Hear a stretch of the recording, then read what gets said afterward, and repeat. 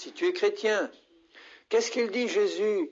Que tu es la lumière du monde, que tu es le sel de la terre, que tu es assis dans les lieux célestes en Christ, que tu es héritier de Dieu, co-héritier de Christ, que tu as été libéré de la puissance de Satan, etc., etc., etc. Tu le crois, ça? Ah ben oui, c'est écrit, mais je ne le vois pas dans ma vie. Alors donc, puisque je ne le vois pas, je ne le crois pas. Mais le jour du jugement, quand le Seigneur brandira sa parole et il dira « Qu'est-ce que tu en as fait? Comment tu as vécu sur cette terre en vaincu?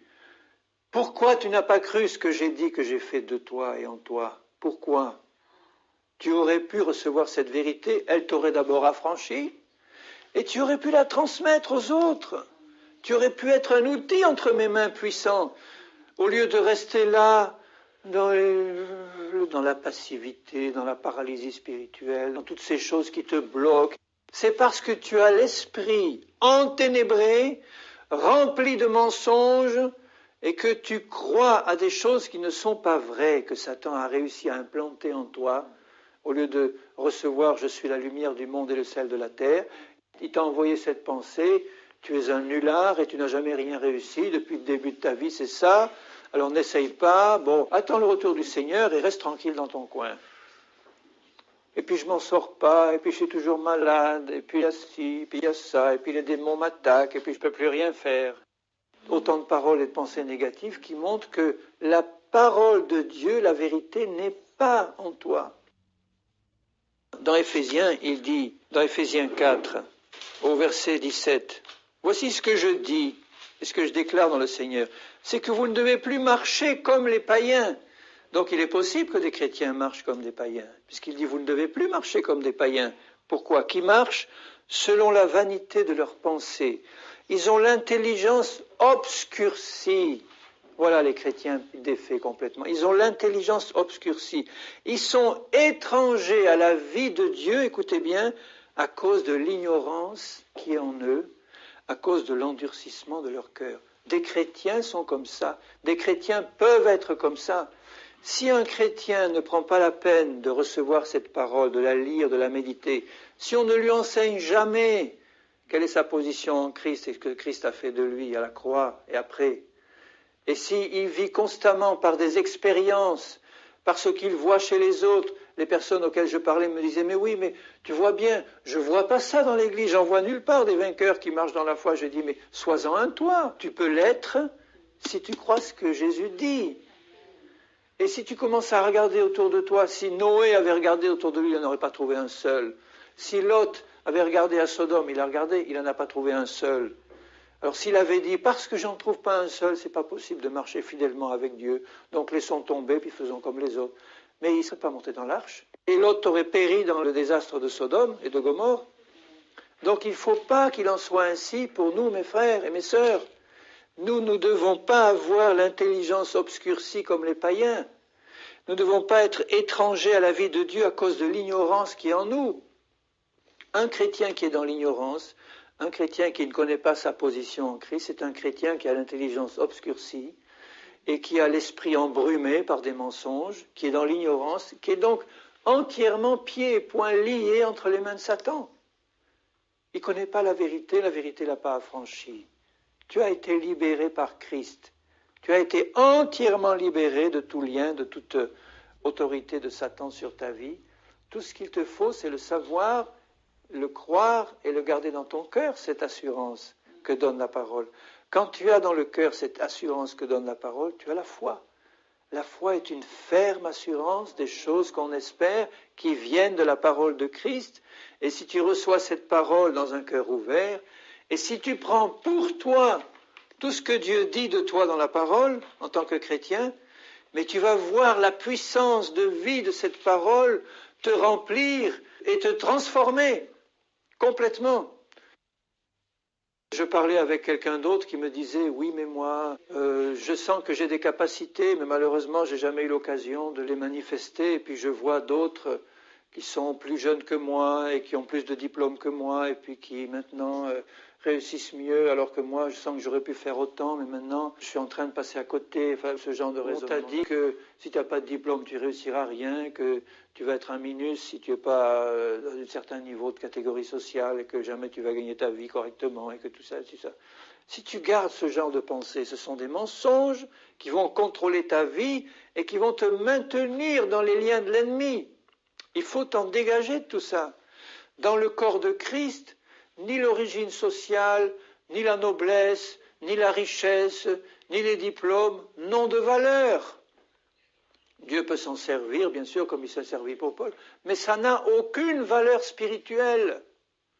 Alors que si tu es rempli du Saint-Esprit, rempli de la vérité de la parole, rempli de la connaissance d'en haut, mais tu vas être un instrument puissant entre les mains du Seigneur, même si tu sais tout juste lire et compter.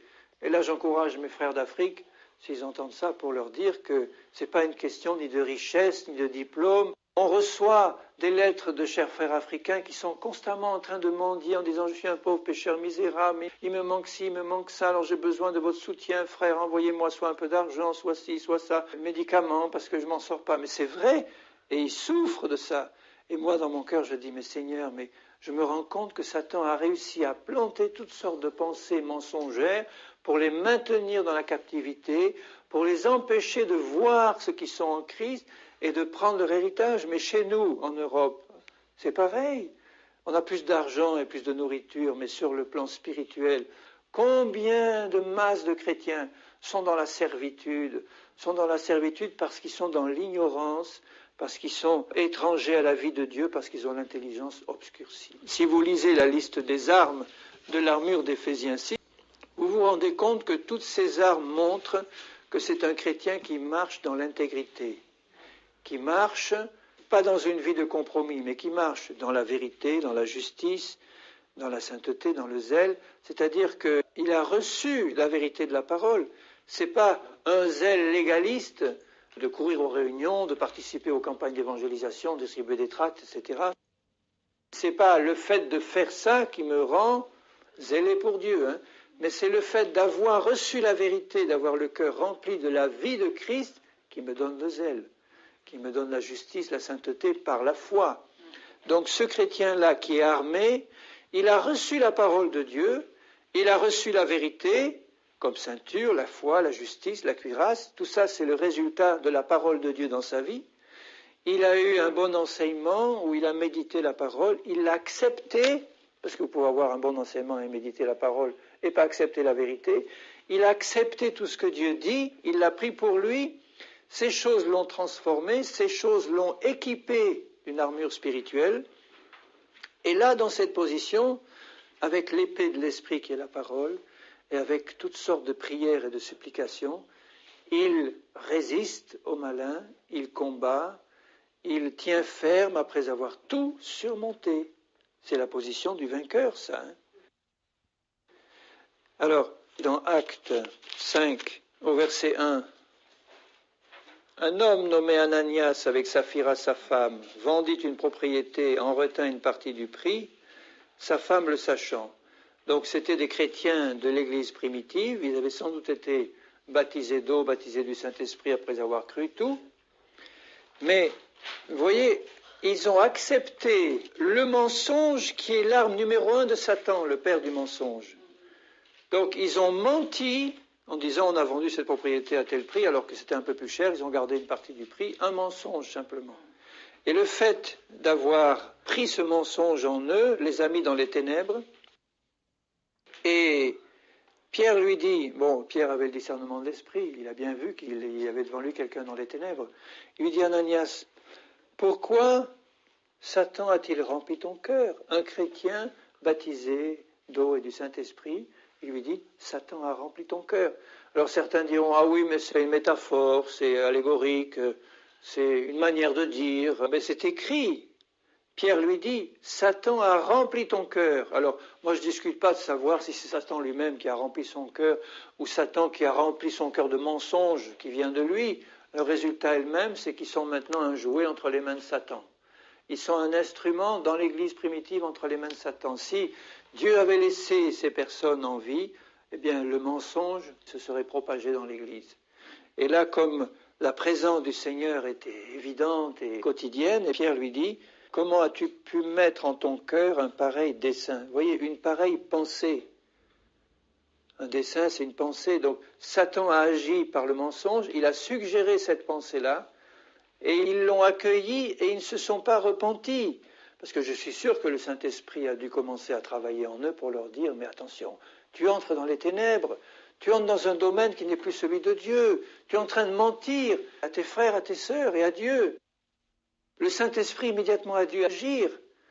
Et au lieu de se repentir immédiatement, eh bien, ils sont restés endurcis dans leur position, ils n'ont pas écouté la voix du Saint-Esprit, et le Saint-Esprit a parlé à Pierre pour révéler la vérité, tout mettre en lumière. Et ce n'est quand il a dit, ce n'est pas à des hommes que tu as menti, mais à Dieu, Ananias, entendant ces paroles, et expira. Une grande crainte saisit tous les auditeurs, les jeunes gens s'étant levés, l'enveloppèrent, l'emportèrent et l'ensevelirent. Les Juifs enterrent le jour même leur mort, bon, ils l'ont enterré tout de suite. Et 3 heures plus tard, sa femme entra sans savoir ce qui était arrivé. Pierre lui adressa la parole. Tu sais, ton mari vient de mourir, fais attention, il ne faut pas mentir, c'est pas bon. Non, dis-moi, est-ce à ce prix-là que vous avez vendu votre terrain? Oui, dit-elle. Mensonge à nouveau. Et la parole de Pierre, elle est claire. Comment vous êtes-vous accordés pour tenter l'Esprit du Seigneur? Ceux qui ont enseveli ton mari sont à la porte et ils t'emporteront. Et elle expira sur le champ. Vous voyez?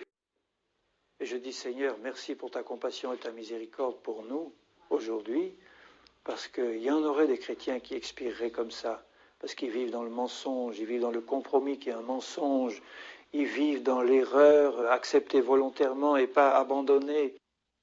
La compassion et la miséricorde de Dieu, elle s'exerce souverainement, mais il n'est pas obligé de la garder indéfiniment, cette miséricorde et cette compassion-là. Son jugement s'est manifesté immédiatement. Donc, à mesure que la présence de Dieu devient de plus en plus forte dans nos vies, les jugements vont se faire aussi de plus en plus sévères et immédiats. Comme pour Moïse, ça a été immédiat. Il a fait une chose de travers, lui qui était l'homme le plus patient de chez, un instant, Dieu lui dit, Moïse, tu vas mourir. Tu ne rentreras pas dans le pays de la promesse. Il avait atteint une position spirituelle telle qu'il fallait que le jugement soit sévère. Et tout ça parce que la vérité n'est pas restée dans son cœur à ce moment-là. La vérité, c'était la parole de Dieu qui lui avait dit « Tu parleras au rocher ». Voilà la vérité de la parole. Il n'a pas gardé la vérité de la parole dans son cœur, il l'a remplacée par ses pensées à lui, et il en est mort. Il ne faut pas non plus rentrer dans la crainte quotidienne qu'on ne va pas y arriver parce qu'on a affaire à un feu dévorant. On a affaire à un Dieu qui nous aime, mais on a affaire à un Dieu qui ne supporte pas qu'on reste volontairement dans le mensonge. C'était ça le problème d'Ananias et de Saphira, numéro 1. Ils étaient restés volontairement dans le mensonge. Comment est-ce que je peux hériter de l'héritage de Christ si en tant que chrétien, je veux rester volontairement dans le mensonge? Tu peux être envahi de pensées de mensonges sans t'en rendre compte, mais nul n'est censé ignorer la parole du Seigneur quand on est enfant de Dieu. Donc si vraiment tu t'intéresses à la parole du Seigneur, tu vas la sonder, et à mesure que tu la sondes et que tu la reçois, la vérité va te libérer. Tu n'as pas le droit de rester toute ta vie avec l'esprit embrumé de mensonges de l'ennemi ou de la chair. Tu as le devoir de recevoir la vérité de la parole, et tu peux savoir que de l'autre côté, il y a un Dieu de vérité qui fait tout pour que par son esprit de vérité, par sa parole de vérité, cette vérité te soit révélée, pour que si tu le désires et si tu pries dans ce sens, puisqu'il voit ta soif, le Seigneur, s'il voit un cœur assoiffé de vérité en disant « Seigneur, révèle-moi ta vérité, remplis-moi de la vérité », eh bien l'action du Saint-Esprit va se faire dans ce sens dans ta vie, ton cœur, la vérité va rentrer, tu vas comprendre, et l'ayant comprise, tu vas croire, et tu vas rentrer dans des domaines nouveaux de victoire et de marche par la foi. Voilà le plan du Seigneur. Donc, si tu es dans un combat, et on est tous dans un combat, la seule arme qui te maintiendra c'est l'amour de la vérité et l'action de la parole de Dieu de vérité dans ta vie parce que tu l'as prise avec toi. Parce que cette parole va te changer toi, donc te revêtir de toutes les armes de la justice, et cette parole va être entre tes mains une arme offensive puissante pour pouvoir écarter l'ennemi qui t'attaque. Tu es équipé toi-même parce que tu as reçu cette parole t'a transformé, cette parole t'a équipé des armes de justice, de la sainteté, de la justice, de la foi, etc. Et cette même parole entre tes mains est une arme offensive puissante pour repousser l'ennemi par toutes sortes de prières et de supplications. Les armes offensives dont tu disposes, c'est la parole du Seigneur et les prières et les supplications. Dans la liste d'Éphésiens 6, c'est indiqué clairement. Donc quand tu pries le Seigneur pour toi ou pour les autres en disant « Seigneur, ouvre mon intelligence pour que je comprenne ta parole, parce que je veux la recevoir dans un cœur ouvert, et je veux qu'elle produise tous les fruits, je veux que tout cet héritage qui est dans les lieux célestes en Christ, dans lequel je suis, tout ça passe dans ma vie, là, ici-bas. Je veux voir la liberté se manifester dans ma vie. Je veux voir la puissance du Saint-Esprit remplir ma vie. Je veux être un instrument entre tes mains. Je veux que cette puissance de vérité me libère, me change, me remplisse de toi, de ta justice, et que le temps qui me reste à vivre, je puisse non seulement continuer à m'équiper de cette vérité, à me remplir, mais je puisse être un transmetteur de vie et de vérité autour de moi. C'est ça que Dieu veut. Tu es d'accord ? Amen. Donc comme Dieu le veut, si tu le veux toi, les deux vont se rencontrer et ça va faire des merveilles. La vérité va t'affranchir parce que tu es enfant de Dieu et tu vas la croire pour toi. Tu es déjà libre.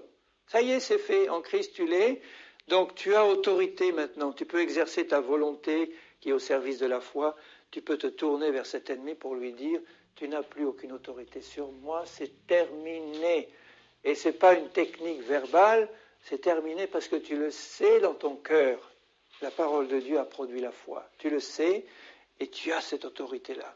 Et même si le combat se prolonge, même si tu es encore dans des coups que tu reçois, eh bien tu sais que tu es dans une position de vainqueur en Christ. Et que si tu restes dans cette position-là, tes yeux le verront s'accomplir. Amen. Amen. Merci, Papa. Merci, Seigneur.